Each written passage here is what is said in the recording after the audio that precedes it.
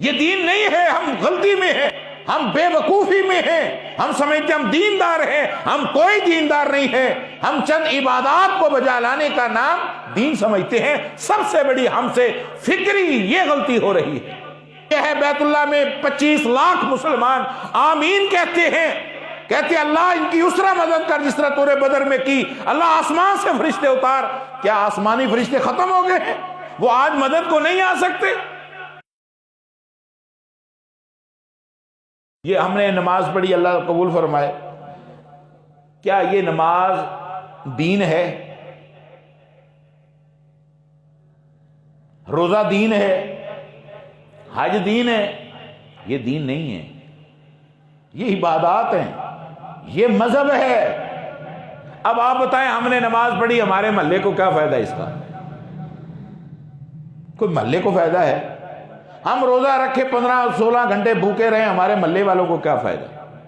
میں آپ حج کر کے آ جائیں، محلے کو والے کو کوئی فائدہ ہے؟ محلے والوں کو میرے معاملات کا فائدہ ہے، میرے کردار کا فائدہ ہے، میری عبادات، یہ میرا ذاتی عمل ہے، اس کا محلے، شہر کو، سوسائٹی کو کوئی فائدہ نہیں ہے۔ اللہ نے جو اسلام کو بطور دین ہمارے لیے پسند کیا ہے، وَرَضِيتُ لَكُمُ الْإِسْلَامَ دِينًا، جو اللہ نے اسلام کو بطور دین ہمارے لیے پسند کیا ہے، وہ دین کیا ہے؟ وہ دین کیا ہے؟ اور نمازیں تو ہماری تربیت کرتی ہیں دین کو غالب کرنے کے لیے، روزے تو تربیت کرتے ہیں دین کو غالب کرنے کے لیے، حج، یہ سارے اسباب ہیں دین کو غالب کرنے کے لیے۔ وہ دین کیا چیز ہے جس نے غالب ہونا ہے؟ وہ دین کیا چیز ہے؟ وہ دین سسٹم ہے، وہ دین عزم ہے، وہ تہذیب و تمدن ہے اسلام کی، جس نے تمام ادیان کے اوپر هو الذی ارسل رسولہ بالہدی والدین الحق، وہ دین حق ہے جس نے پورے ادیان کے اوپر غالب ہونا ہے۔ وہ آپ کی تہذیب ہے، آپ کی تمدن ہے، آپ کی سیاست ہے، آپ کی ثقافت ہے۔ الاسلام یعلو ولا یعلی علیہ، اسلام بلند ہونے کے لیے دینوں پر آیا ہے، غالب ہو کر رہنے کے لیے نہیں آیا۔ آپ مجھے بتائیں، آج چھوٹا سا اسرائیل، اس نے اینٹ سے اینٹ بجا کے رکھ دیا غزہ کی 57 اسلامی ملک، اگر دین ہوتا تو کبھی اسرائیل یہ جرأت کرتا؟ یہ دین نہیں ہے، ہم غلطی میں ہیں، ہم بے وقوفی میں ہیں، ہم سمجھتے ہم دیندار ہیں، ہم کوئی دیندار نہیں ہے، ہم چند عبادات کو بجا لانے کا نام دین سمجھتے ہیں۔ سب سے بڑی ہم سے فکری یہ غلطی ہو رہی ہے۔ سب سے بڑی غلطی یہ ہے، بیت اللہ میں 25 لاکھ مسلمان آمین کہتے ہیں، کہتے ہیں اللہ ان کی اسرا مدد کر جس طرح تو نے بدر میں کی، اللہ آسمان سے فرشتے اتار۔ کیا آسمانی فرشتے ختم ہو گئے ہیں؟ وہ آج مدد کو نہیں آ سکتے؟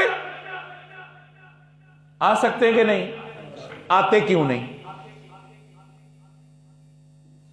حرم میں 25-25 لاکھ لوگ، اجتماعات میں 20-20 لاکھ لوگ دعائیں مانگتے ہیں، مدد آتی کیوں نہیں؟ اس گاؤں میں آج سے 20 سال پہلے ایک مسجد ہوگی، آج 20 مسجد ہوں گی۔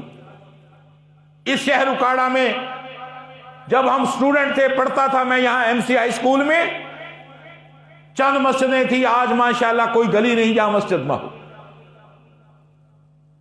کیا دین غالب آ گیا ہے؟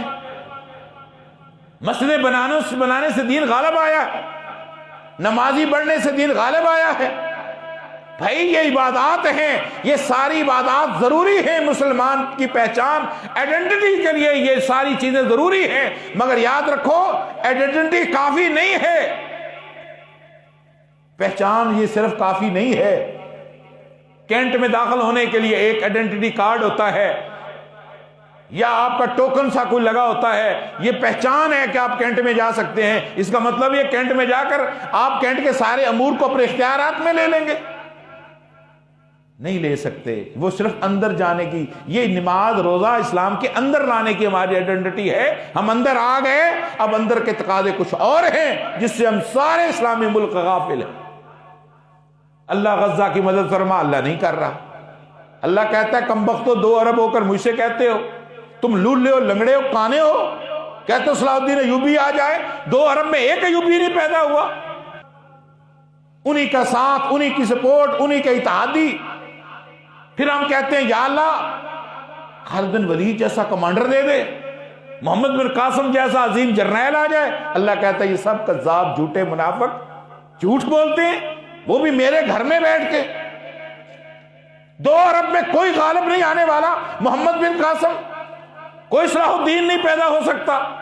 کیوں؟ ہم نے اپنے لوگوں کی تربیت مذہب پر کی ہے، دین پر کی نہیں۔ ہم نے آج تک ان کو نہیں بتایا بیٹا یہ مذہب ہے، یہ دین ہے۔